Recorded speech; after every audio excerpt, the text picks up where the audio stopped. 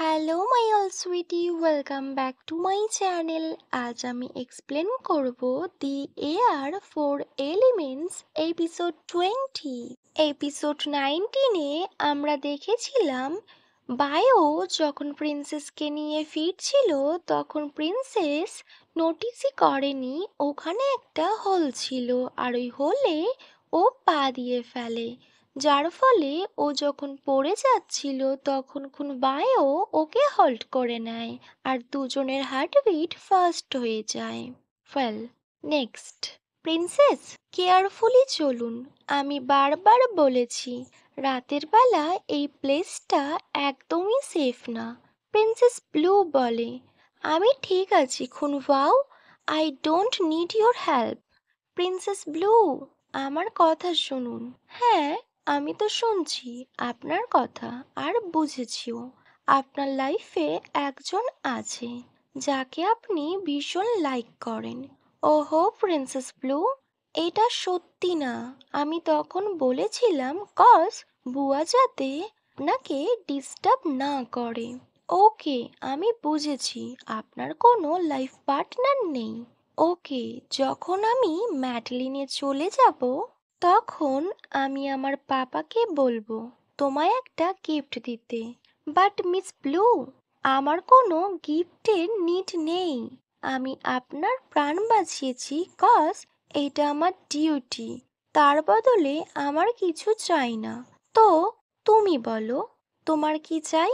আমার পাপা তোমায় সেটাই দেবে। কস কস তুমি তো আমার প্রাণ বাঁচিয়েছ। আমার পাপা তোমায় তো আর খালি হাতে ফেরাবে না। তোমায় অবশ্যই কিছু না কিছু তো দেবে। ওয়েল ওয়েল, খুনবাও মনে মনে বলে, গিফট তো আমার চাই, আর সেটা অনেক বড় আর ভীষণ কস্টলি। ম্যাডলিনের রাজকুমারীকে নিজের ওয়াইফ বানাতে চাই। এই গিফটটা কি আমায় ম্যাডলিনের রাজা দিতে পারবেন? মিস ব্লু, আপনি কি কখনো কারোর প্রেমে পড়েছেন? আপনার মনে কি কারোর জন্য কোনো ফিলিংস আছে? তখন রাজকুমারী বলে, ছোট থেকে আমি তো প্রাসাদে বড় হয়েছি। আমি তো প্রিন্সেস। আমার পাপা সব সময় আমায় বিশেষ বিশেষ নিয়ম শৃঙ্খলা কাজ সেগুলো শেখাতে থাকেন। আর আমার লাইফের বেস্ট তো রুলস অ্যান্ড রেগুলেশনস। তাই কখনো আমার মনে কারোর জন্য লাভ ফিলিংস হয়নি। ওকে মিস ব্লু, আমার মনে হয় আপনার জন্য পারফেক্ট প্রিন্স খোঁজা খুব ডিফিকাল্ট হবে। বাট ওয়াও, আপনাকে এটা কে বলেছে আমার জন্য প্রিন্স খুঁজতে হবে বা আমার প্রিন্স পছন্দ? ওয়াও বলে ফাই, রূপকথার গল্পে তো এমনই লেখা থাকে, সব প্রিন্সেসরা তার প্রিন্সদের জন্য ওয়েট করে। হয়তো, বাট আমার জন্য এমন একটুও না। প্রিন্সেসের এই লাইনটা ওয়াওয়ের মনে হিট করে। ওর মনের মধ্যে একটা আশার আলো দেখা যায়। দেন ওরা দুজন বাড়ি চলে আসে। ওয়েল, ওয়াও বলে, প্রিন্সেস আপনি এইভাবে এরকম বেডে ঘুমাতে পারবেন না। অ্যাটলিস্ট আপনি তো একটা পিলো তো ইউজ করুন, তা না হলে আপনার নেকে পেন হবে। ওয়াও, আমার ব্যাপারে এত ভাবার কোনো নিড নেই। Miss blue, come on, at least এখানে এসে তো ঘুমাও। ওয়াও বুঝতেই পারেনি যে প্রিন্সেস এত তাড়াতাড়ি উইদাউট এনি কোয়েশ্চেন্স ওয়াওয়ের কাছে ওয়াওয়ের আর্মসে নিজের হেড রাখে, এবং ওয়াও এটা কোনোভাবেই বিশ্বাস করছিল না।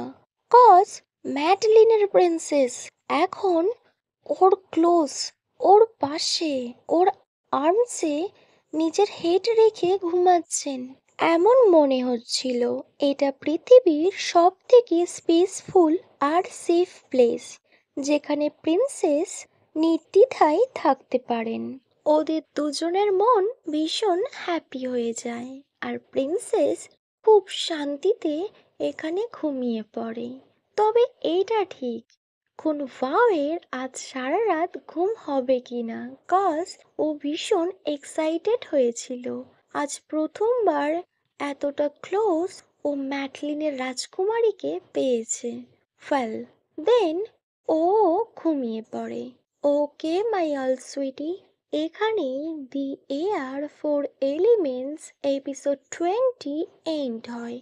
Wait for next video. Bye, good night.